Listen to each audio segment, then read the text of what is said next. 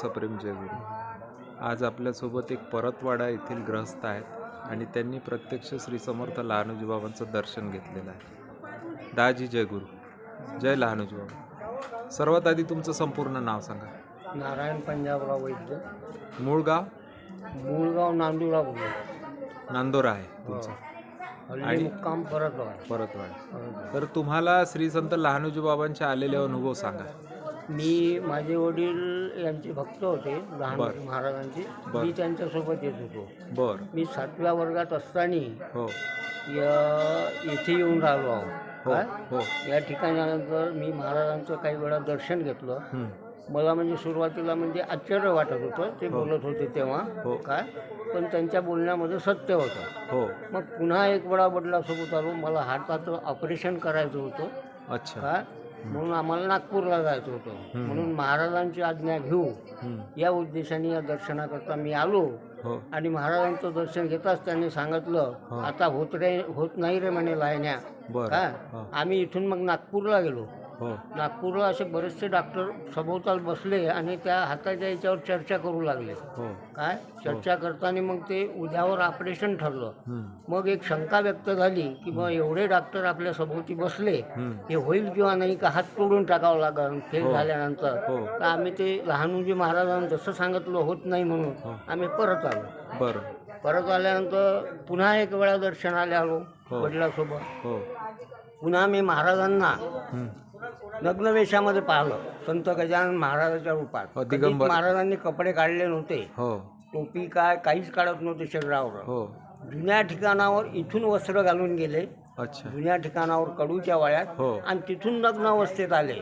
हे कोणालाही दिसलं नसेल, पण मला दर्शन घडलं त्यांचं गजानन महाराजच्या रूपात। लगेच इथे आलो तर कपडे घालून महाराज तयार होते। काय मला त्यांनी इथे प्रसाद वाटप होत असताना असं त्यांच्यासमोर बसलो तर मला 10 वेळा त्यांनी प्रसाद दिला। असं काय असा हात पुढं कोणी केला, तुला नाही रे म्हणे लहान या लहान पाहिजे, असा 10 वेळा दिला। आणि मी वेळोवेळी प्रत्येक संकटातून मुक्त होत आलो। अशी महाराजांची जाती। त्या हाताचं काय झालं मग तुमच्या? हात तसाच आहे, त्याच्यावरच नोकरी लागली मला, अपंग म्हणून नोकरी लागली मला। हो काय?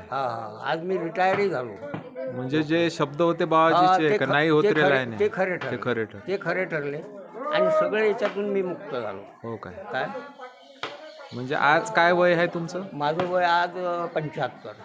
म्हणजे तुम्हाला खरा ध्यास तुमच्या वडिलांमुळेच लागला? वडिलांमुळे, वडीलच येत होते माझे। अच्छा, वडिलांचं श्रद्धास्थान होतं, त्यांच्यासोबत आलो। मग माझंही श्रद्धास्थान तयार झालं महाराजांच्या ठिकाणी। सर्व्हिसमुळे मग तुम्ही परतवाड्यात स्थायिक झाले का आता? हो, सर्व्हिसमुळे। सर्व्हिस कोणत्या विभागात होती? मी ग्रामसेवक होतो। अच्छा, तिकडल्याच भागात होते का?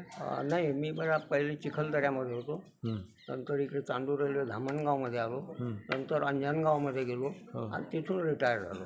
अच्छा, मग स्थायिक तुम्ही परतवाड्यात? स्थायिक परतवाड्यामध्ये। आज येण्याचं काय प्रयोजन? माझं काय ठरलेलं आहे, मी दर महिन्याला येतो। हो का? दर्शन एखादीच वारी चुकली तर चुकली, नाही तर मी दर महिन्याला महाराजांचा येत असतो। तुम्ही आता आपल्या चॅनलचा उद्देश असा आहे की तरुण पिढीपर्यंत बाबाजी पोहोचले पाहिजे। ज्या व्यक्तींनी प्रत्यक्ष दर्शन घेतलं बाबाजीचं, त्यांच्या नजरेमधून विचार बाबाजीचे पोहोचले पाहिजे, काय महिमा होती बा। तर तुम्ही आजच्या तरुण पिढीला बाबाजी बद्दल काय सांगाल? मी इथे येणाऱ्या विचारल्यानंतर प्रत्येक भक्ताला हे माझे अनुभव सांगत असतो। काय हो, तर तरुण पिढीला काय सांगाल आता तुम्ही बाबाजी बद्दल? तरुण पिढीला हेच सांगाल की हे चांगलं एक श्रद्धास्थान आहे। तुम्ही फक्त त्यांच्यावरती श्रद्धा ठेवा, तुमची कामं वेळोवेळी होत जातील। एवढी श्रद्धा त्यांच्या ठिकाणी ठेवा। तर काका, तुम्ही जे काही मोलाचे अनुभव सांगितले याबद्दल मी तुमचा आभारी आहोत। जय गुरु, जय लहानोजी बाबा। श्री संत लहानोजी महाराज की जय।